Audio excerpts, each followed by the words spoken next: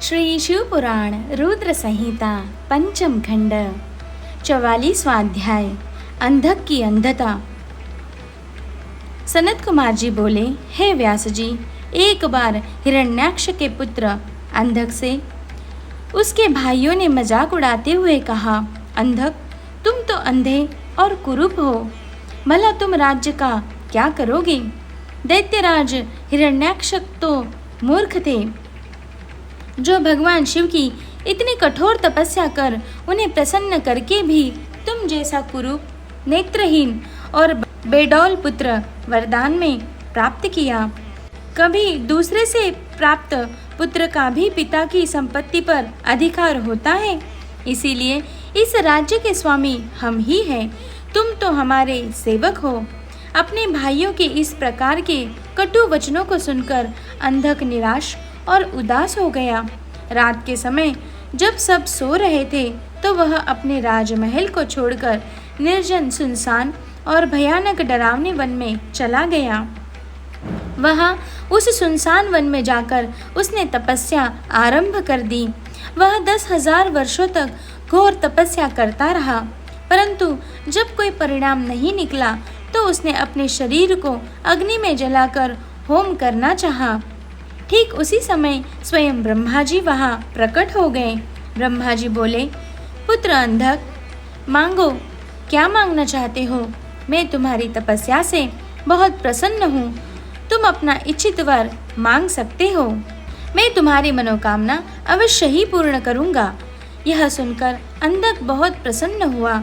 उसने हाथ जोड़कर ब्रह्मा जी की स्तुति की और बोला, हे कृपा निधान ब्रह्मा जी, यदि आप मुझ पर प्रसन्न होकर मुझे कोई वर देना चाहते हैं तो आप कुछ ऐसा करें कि मेरे निष्ठुर भाइयों ने मुझसे मेरा राज्य छीन लिया है, वे सब मेरे अधीन हो जाए, मेरे नेत्र ठीक हो जाए, अर्थात मुझे दिव्य दृष्टि की प्राप्ति हो तथा मुझे कोई भी न मार सके। वह देवता, गंधर्व, यक्ष, किन्नर, मनुष्य, नारायण अथवा स्वयं भगवान शिव ही क्यों न हो।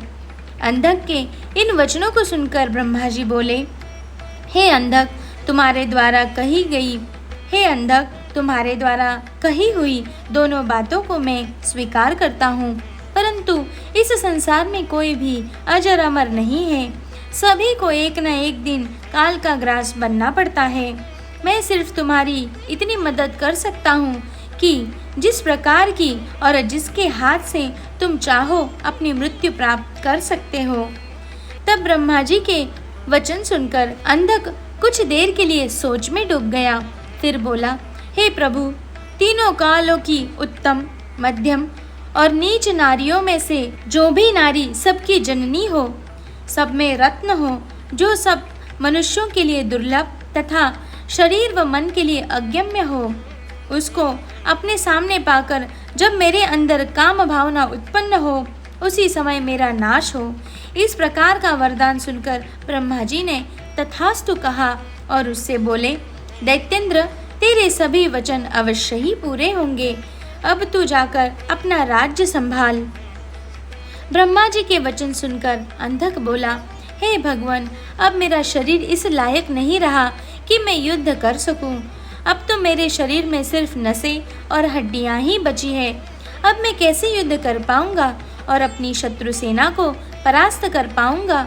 इस प्रकार के वचनों को सुनकर ब्रह्मा जी मुस्कुराए और उन्होंने अंधक के शरीर का स्पर्श किया।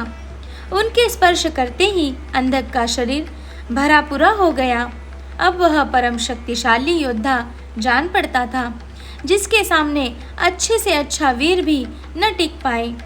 इस प्रकार अंधक को मनोवांछित वर देकर ब्रह्मा जी वहां से अंतर्धान हो गए।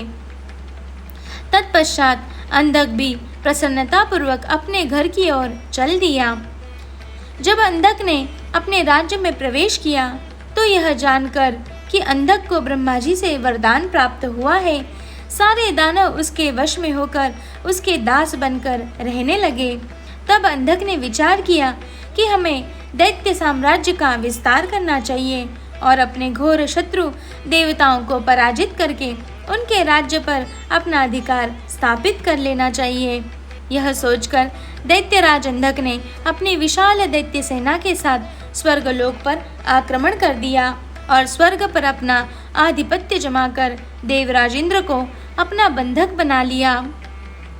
तत्पश्चात उसने नागों, सुपर्णों, श्रेष्ठ राक्षसों, गंधर्वों, यक्षों, मनुष्यों, ऊंचे ऊंचे पर्वतों और भयानक वृक्षों को और सिंहों को भी युद्ध में परास्त कर अपने अधीन कर लिया।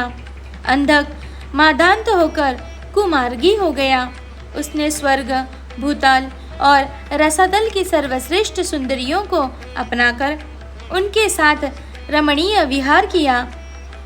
दिन पर दिन वह बुराई के दलदल में धंसता जा रहा था। उसने वैदिक धर्म का पूर्णतः त्याग कर दिया था।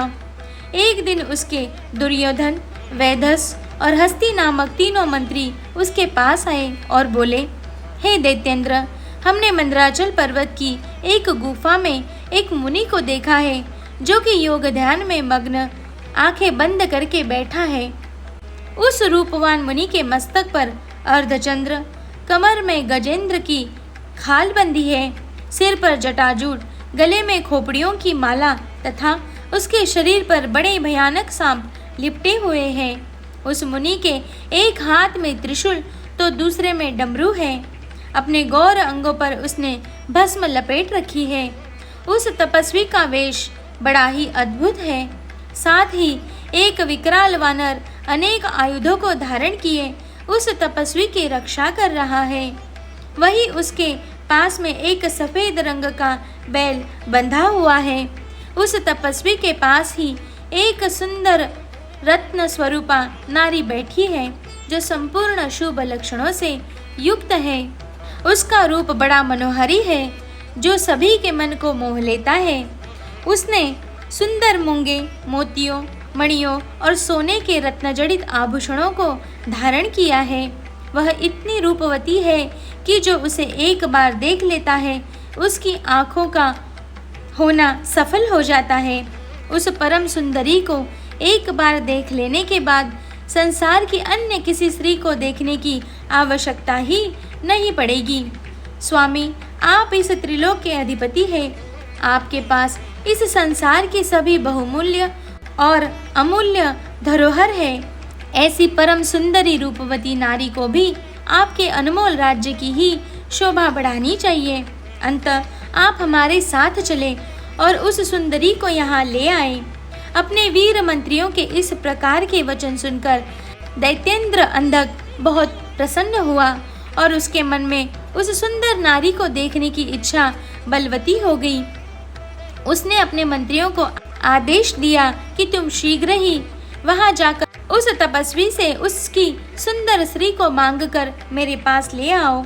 अपने स्वामी दैत्यराज अंधक की आज्ञा पाकर वे तीनों मंत्री पुनः उसी स्थान पर गए और भगवान शिव से बोले, हे महातपस्वी ब्राह्मण, हमारे स्वामी दैत्यराज अंधक आपकी भार्या की सुंदरता के विषय में जानकर उन पर मोहित हो गए हैं और उन्हें अपनी पटरानी बनाना चाहते हैं। आप सहर्ष उन्हें हमें सौंप दें।